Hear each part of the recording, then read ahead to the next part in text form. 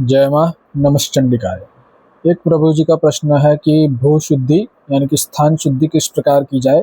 तो आज हम दो सामान्य पद्धति के बारे में जानेंगे जिससे आप भू शुद्धि कर सकते हैं। पहली इस प्रकार है आसन शुद्धि, यानी कि इसमें क्या कहा गया है, हाथ में जल लेकर पृथ्वीति मंत्रस्य मेरु पृष्ठ ऋषि सुतलम छंद कुर्मो देवता आसने विनियोग, यह बोलकर जल छोड़ दे। यानी कि ये क्या है, ये विनियोग है।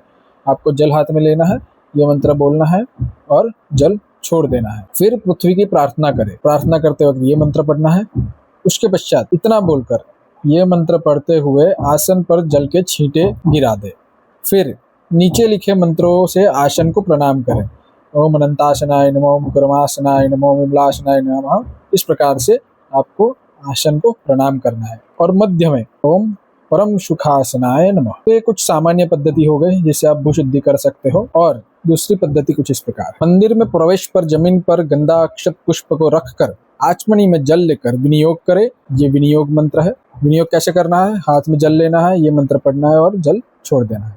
दाहिने हाथ में जल लेकर बाएं हाथ से ढककर, उसके पश्चात क्या करना है, दाहिने हाथ में जल लेकर बाएं हाथ से ढककर ये मंत्र पढ़ना है। 12 बार इस मंत्र के जप पूर्वक जल को अभिमंत्रित कर जमीन पर प्रोक्षण करें। किस प्रकार, 12 बार आपको जल लेना है, हाथ में रखना है, दूसरे हाथ से ढकना है, ये मंत्र पढ़ना है, उसके बाद जमीन पर प्रोक्षण करना है। जमीन पर कुर्म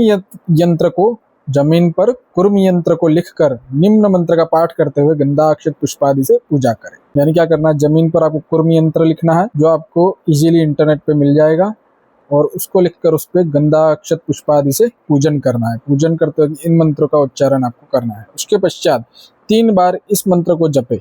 इस मंत्र का 3 बार जप करना है। इस प्रकार आपको भू शुद्धि करनी है। तो ये 2 पद्धति हमने बनाई है जो शास्त्र सम्मत है।